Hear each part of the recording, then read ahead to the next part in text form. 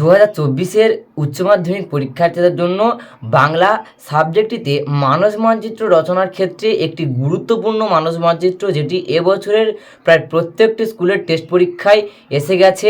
এমন একটি গুরুত্বপূর্ণ মানস মানচিত্র রচনা হলো প্রতিদিনের জীবন ও বিজ্ঞান, অর্থাৎ বিজ্ঞানের ভালো মন্দ।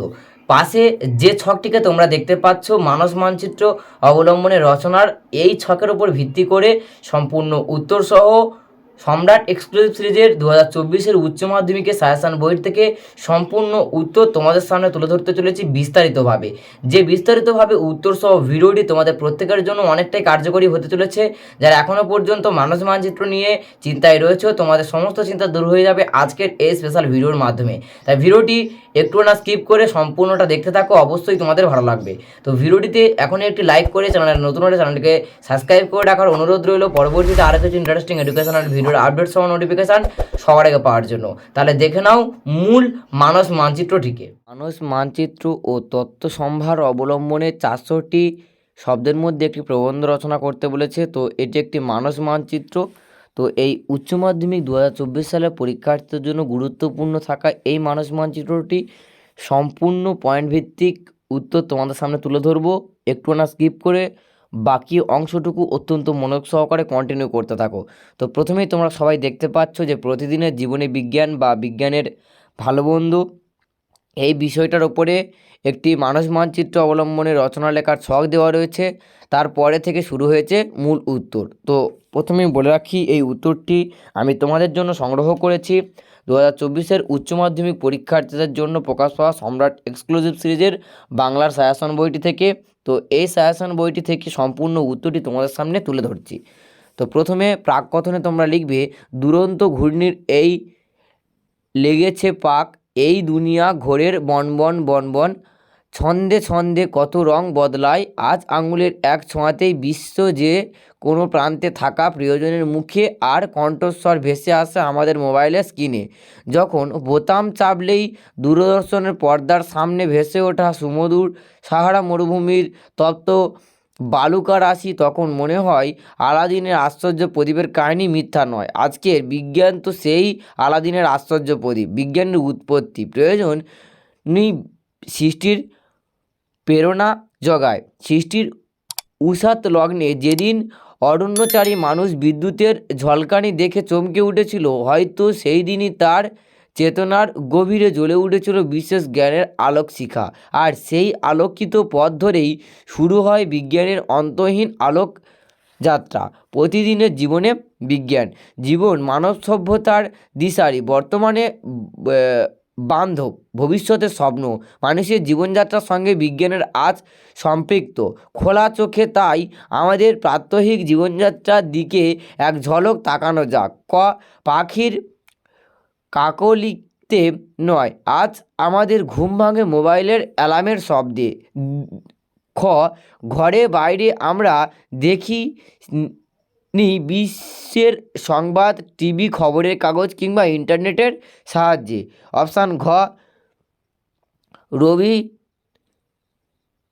বাসীয় আড্ডার বসি শীত তাপ নিয়ন্ত্রণ করে ঘরে কিংবা চলন্ত পাখার নিচে। অপশান ঘ, উষ্ণ চায়ের স্পর্শ পাই গ্যাস স্টোভের দৌলতে। দাগ রয়েছে, প্রিয় বন্ধুকে জন্মদিনের শুভেচ্ছা পাঠাই মোবাইলের মাধ্যমে। অপশান চয়ে রয়েছে, রাতের অন্ধকারে জয় করে পড়তে বসি বিদ্যুতের বাল্বের আলোয়।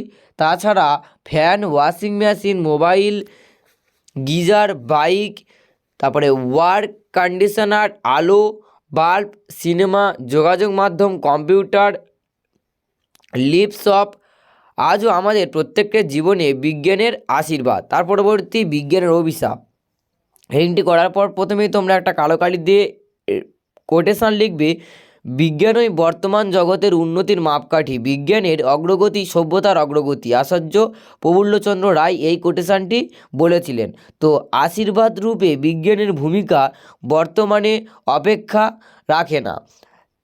চিকিৎসার ক্ষেত্রে, শিক্ষাক্ষেত্রে, ব্যক্তিগত জীবন থেকে প্রযুক্তির উন্নতি, সব ক্ষেত্রেই বিজ্ঞানের প্রায় প্রশস্ত, যথা অপশান ক মানব জীবনে স্বাচ্ছন্দ্যের জন্য বিজ্ঞান আমাদের উপহার দিয়েছে air cooler, fan, AC, lift ইত্যাদি। তার পরবর্তী অপশান খ দূরের সম্পর্ককে দৃঢ় করতে বিজ্ঞান আবিষ্কার করেছে টেলিফোন, মোবাইল, ইন্টারনেট প্রভৃতি। অপশান গ দৈব নির্ভর মানুষের হাতে বিজ্ঞান তুলে দিয়েছে আরোগ্য লাভের নানান উপকরণ, আবিষ্কার করেছে নানান জীবনদায়ী ওষুধ। অপশান ঘ তালপাতা থেকে দোয়াত কালিতে ঘিরে শিক্ষা ব্যবস্থায় পণ্ডিত অতিক্রম করে বিজ্ঞান আজ আমাদের কাছে পৌঁছে দিয়েছে অনলাইনে শিক্ষা ব্যবস্থা।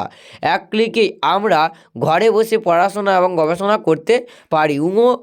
অপশানের লেখা হয়েছে যাত্রাপথে সময়কে কমিয়ে তাকে আরও সুখময় আরামদায়ক করে তুলতে বিজ্ঞান আবিষ্কারকৃত train, plane, motorcycle, bicycle প্রভৃতি। অপশান চয়ে রয়েছে কৃষিক্ষেত্রের বিজ্ঞানমূলক আমূল পরিবর্তন ঘটিয়েছে, চাষাবাদ হয়েছে আরও সহজ ও গতিশীল, ট্র্যাক্টর, ধান ঝাড়া মেশিন, ফসল কাটার মেশিন, শ্যালো প্রভৃতি বিজ্ঞানের চরম আশীর্বাদ।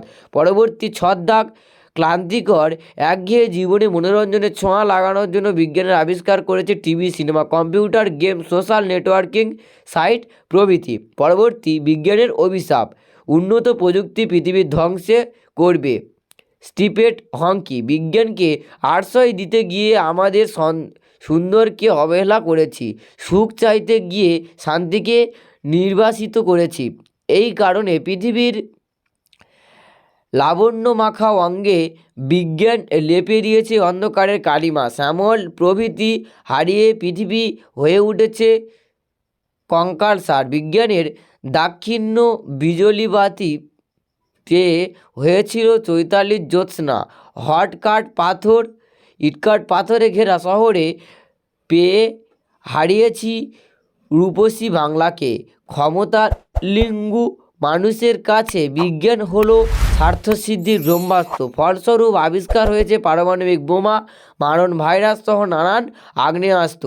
আজ মনে হয় বিজ্ঞান যেন ছদ্মবেশী দানব, মারণ যজ্ঞের পূজারী।